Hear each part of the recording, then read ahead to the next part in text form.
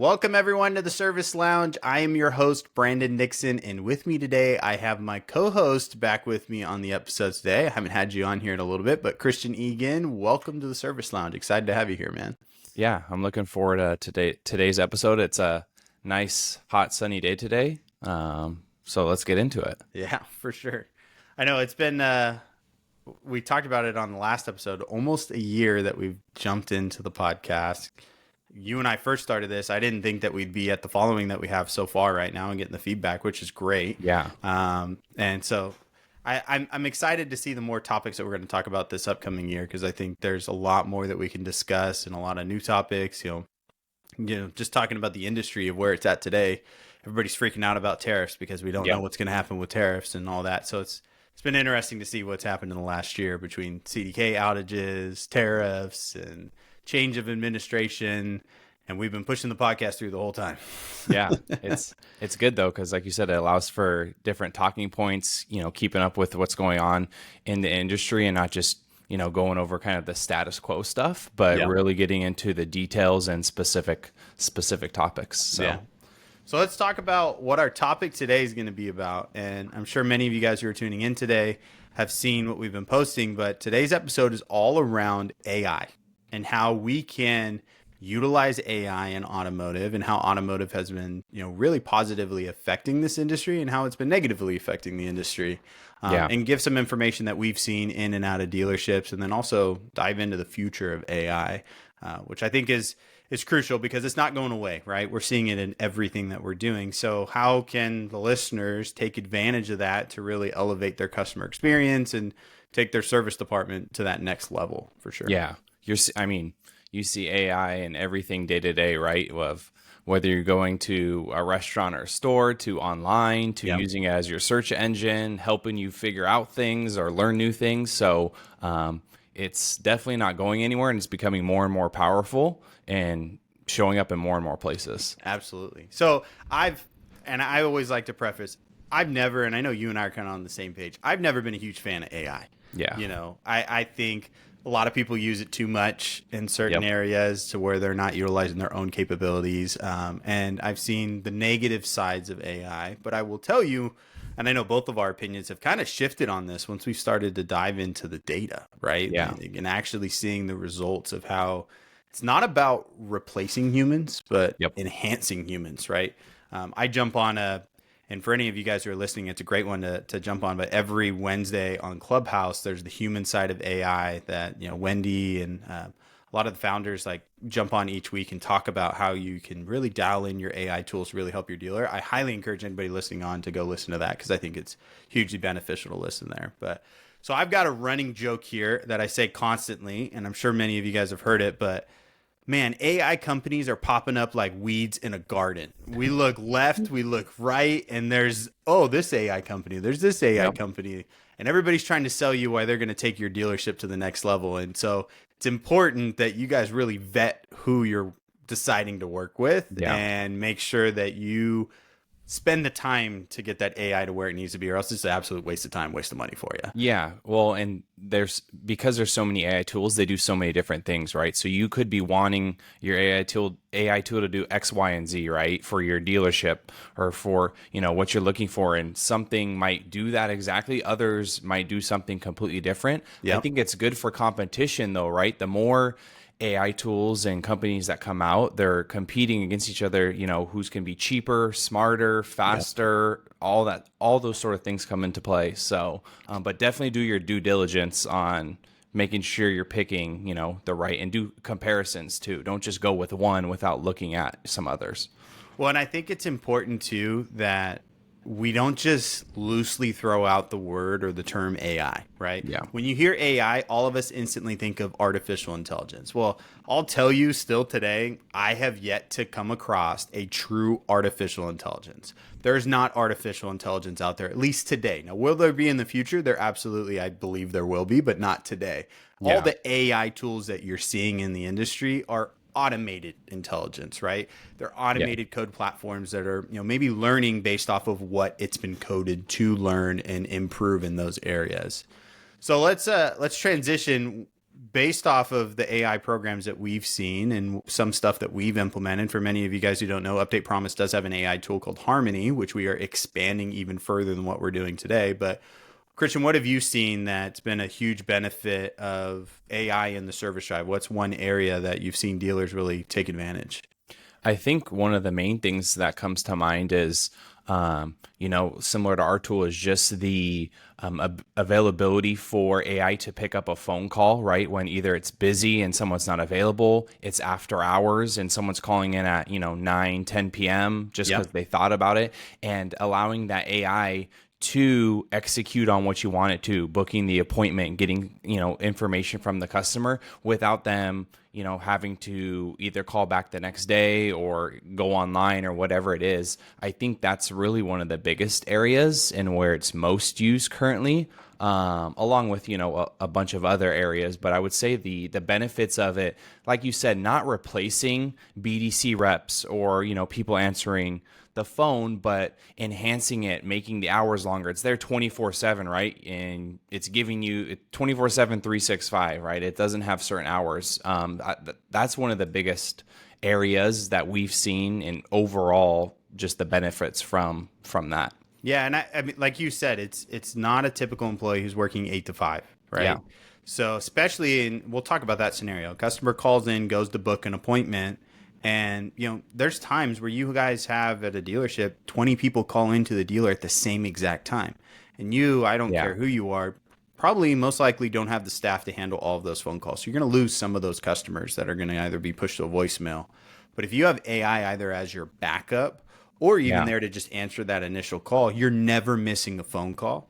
And usually if they're calling in, you can set your call trees up to make sure that you're directing them to the AI that's meant to help them. Like, okay, are you calling to book an appointment? Boom, let's send them to our appointment scheduling AI, right? Are you calling to get a status on your vehicle? Then depending on what tools you have there, maybe I just transfer directly to the advisor so that you can make sure that you set your traffic up. But that's one thing I've learned over the years when we've seen AI get implemented. If you don't do an initial setup correctly, it can lead to a lot more headaches than it can be a positive. But once you get it dialed in, shoot, the thing will run and you don't even have to worry about it. Yeah, with anything, right? You got to do the prep work, you got to make sure it's set up properly, and then you'll see the benefits from it. But if, it's just you think it's just a quick, oh, here, let me put this here, right? And it's done. It can create more problems and more chaos than help if it's not done correctly. Well, and like I was saying earlier, I've always been a big skeptic of AI and especially phone AI, because I'm the type of person, I'm sure many of the people on the call are, that if I pick up the phone and I hear that it's something that's a little bit robotic and I know it's not a human, I'm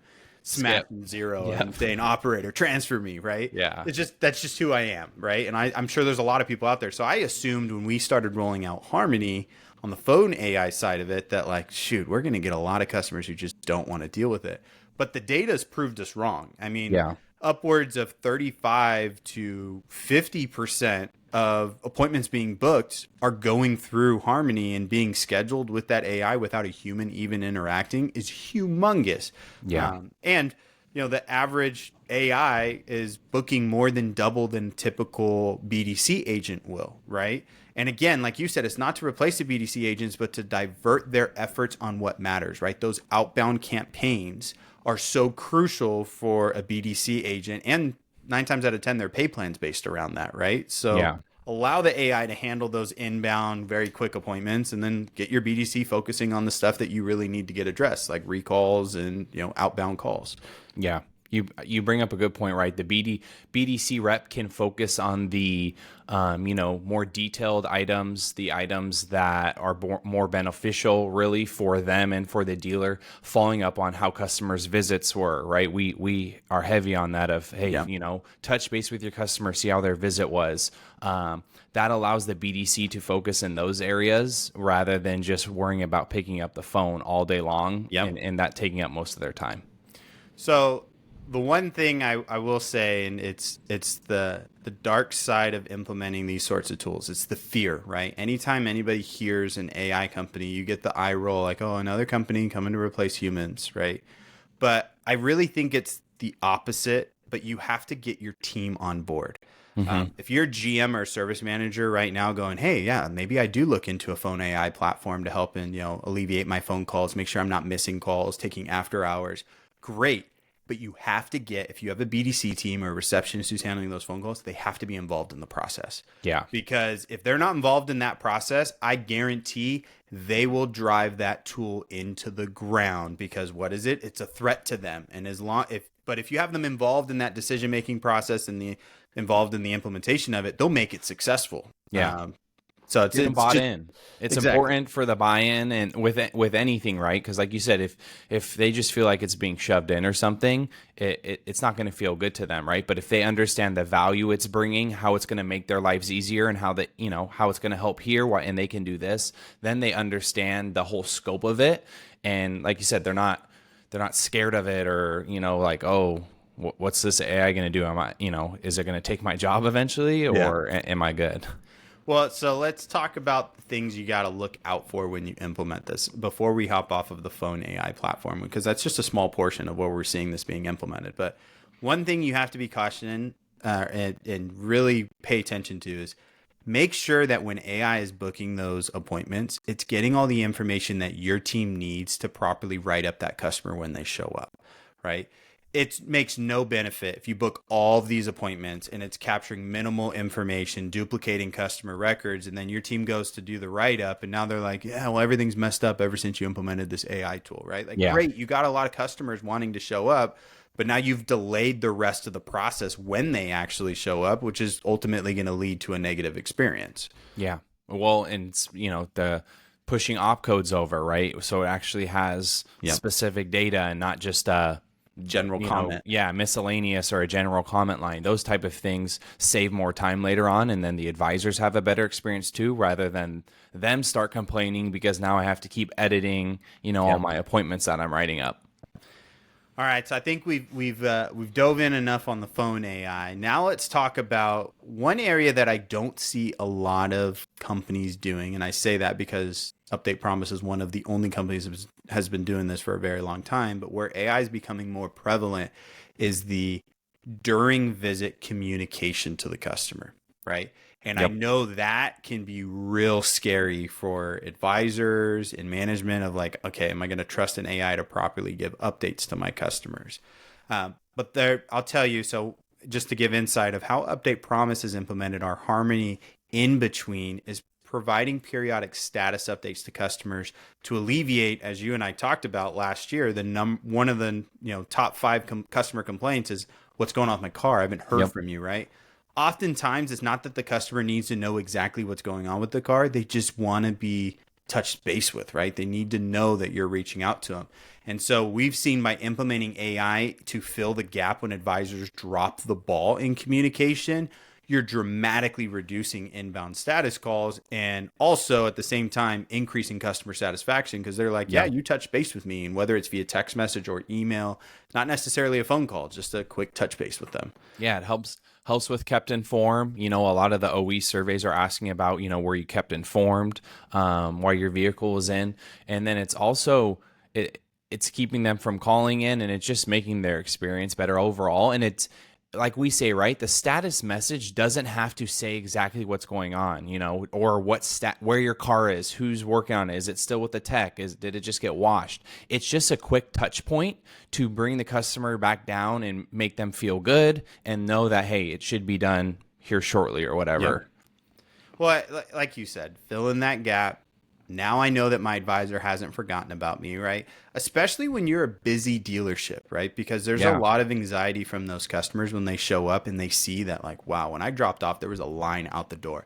How is this advisor going to know to give me a call, right? Or give me an update? Whether you haven't even proven them wrong on communication yet, they're already assuming that in their mind, right? Just by seeing how busy you are. So to be able to have AI to fill that gap there can really help to find areas of improvement and improve them automatically without your team even lifting a finger there. Yeah.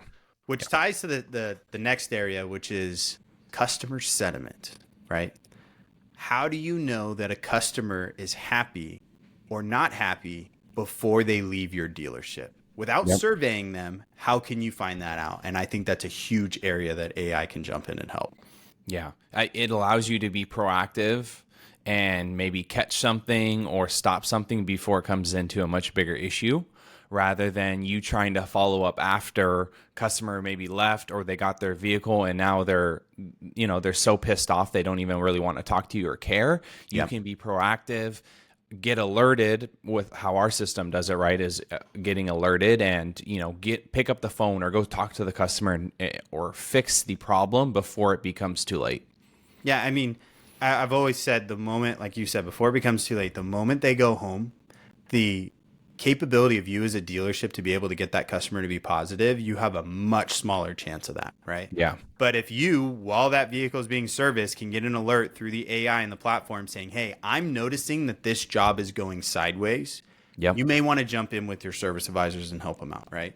I've always said over the years that service advisors think they're superheroes.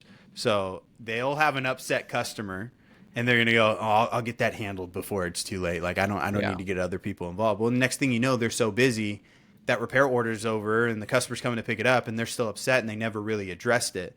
Now, if you have proactive items finding it and alerting you as the manager, you can jump in and help out those advisors. And it also shows to your advisors that, oh shoot, he's paying attention or she's paying attention to my schedule. I need to stay on top of what's going on because they know what's going on. You now get this window that you never had into service before. Yeah. And again, right, it's another backstop. It's not, everyone still has to do their job along the way, right? Yeah. Everyone still needs to take care of what they need to take care of, but it's another safety measure that assists everyone and provides that, peace where if you don't have that, you can run into, some pretty bad scenarios. Absolutely. Well, let's talk about, and I don't want to give away too much information here, but I think it's kind of cool what we're building with our AI as well. But we've seen and we've tested with many dealers out there is getting the AI to start analyzing your data for you to provide recommendations of what you need to focus on, right? Everybody works with some sort of tool in their service department, and then they have their client success rep or their account manager that helps them analyze the data and know where they need to focus on. But how can we leverage AI now and today and in the future to find those areas ahead of time and proactively provide those recommendations to you? Like, hey, we're seeing an increased trend in these recommendations. Why is your team recommending fluid exchanges at a much higher rate today than they did last year or 3 months ago? What's the difference, right? Putting AI into those platforms allows you as the human to become a superhuman, right? You to identify stuff that you would have had as a manager to spend hours of time to go find and pull reports and analyze this. Now getting that built into the process, you get to lead as a manager instead of spending so much time pulling data.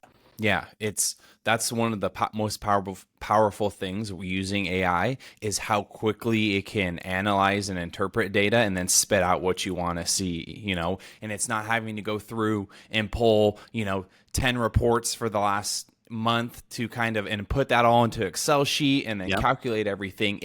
If you feed it the data and tell it what you want or utilize it gives you valuable info back. And I think you bring up a good point of how it can start painting a picture, right, of how you're doing, what, like you said, are you selling certain things more? Also, we talk about recommending services for certain vehicles and at different mileages, and AI built into all those will help the customer too to decide what they need done on their vehicle and not leave it up to them to click and choose certain things, but say, hey, your 2026 vehicle needs this done because you're at this mileage, and serve that up to them. Makes it a lot easier. Well, and it takes the simple recommendation of like, you're at this mileage, here's the recommendation, and just elevates it tremendously, right?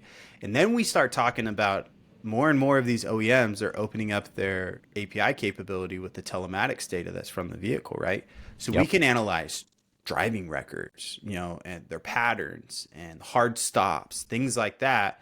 When you give that data into an AI technology and now that customer comes in, how about that advisor's on his tablet and goes, here, based off of your driving performance. Here's what we see you're most likely going to need in the next 3,000 miles. Here's what you should get done now to make sure that you're increasing the longevity of your vehicle. Yeah. That's going to be the next level data that's going to allow you as a manager to take somebody from a grocery store and move them into a service advisor, and then very quickly they can do the job instead of you having to, train them for 2 years to finally get them to be a good advisor. Right? Yeah.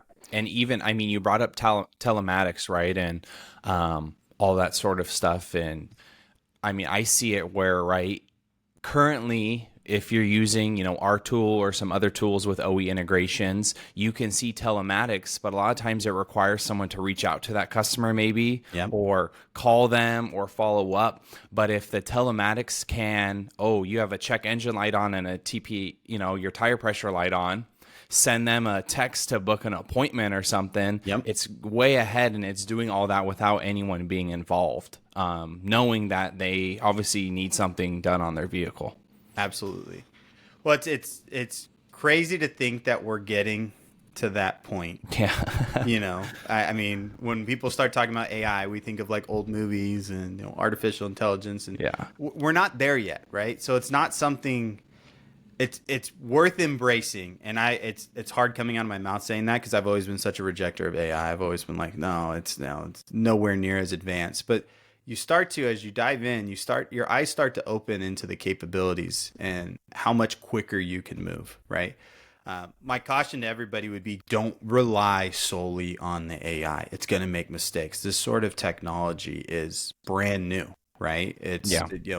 When I say new, it could be 5 years old and it's still very new. It's still evolving, getting better. And I think it's only going to get better from here on out, but don't rely on it, because then that takes your human side away, right? You got to use it to handle those pesky tasks so that now your pressures throughout the day are being relieved and you can focus on actually advising to a customer, actually leading your team.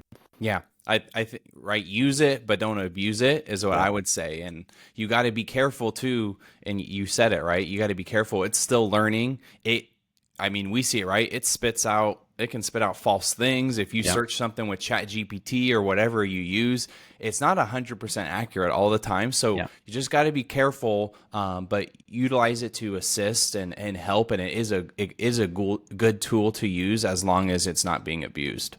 So let's dive in on the managerial side of how to use AI tools. And I actually just had a conversation with a couple managers last week regarding this, because they started to do this, right?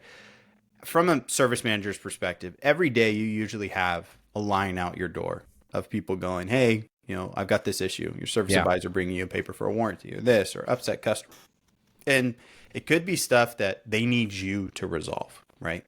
And oftentimes, especially from a management perspective, we all just become firefighters. We come in there and we fight that fire and then we move on, right? Yeah. But we don't spend the time to solve that problem for the future, right? If you just address it that one time, are you actually teaching your team? So I've seen some managers, like you said, you brought up ChatGPT, documenting throughout the week, what did my team come in for today? Just write it down, like, all right, this one was this specific customer issue. This one was this specific customer issue. Throw it into ChatGPT and say, write me a quick SOP of how I handled those concerns. And it may not, like you said, it may not get everything right, but it'll get you started. And now you're not spending hours of time building SOPs and things like that. But now you've built a knowledge base that, like, boom, here you go, team.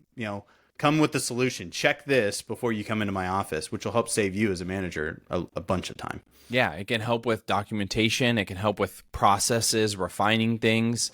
And, always, right, check it, read it over, make sure it's good before you, send it out or actually utilize it. But that's just another benefit of how it can empower you and save you time and become more efficient, and address the problems. Like you said, not today we ran into this problem and then next week or the week after we're going to run into the same problem again, right? Because we didn't, it wasn't reviewed with the team or with, whoever needed to be reviewed with. So we utilize that too, right? On certain times of, checking and following up with things that come up a lot or certain things and utilizing it to kind of analyze that. Well, and when we say be careful, your team will know if you just threw it into ChatGPT. That they're going to know. You could see it.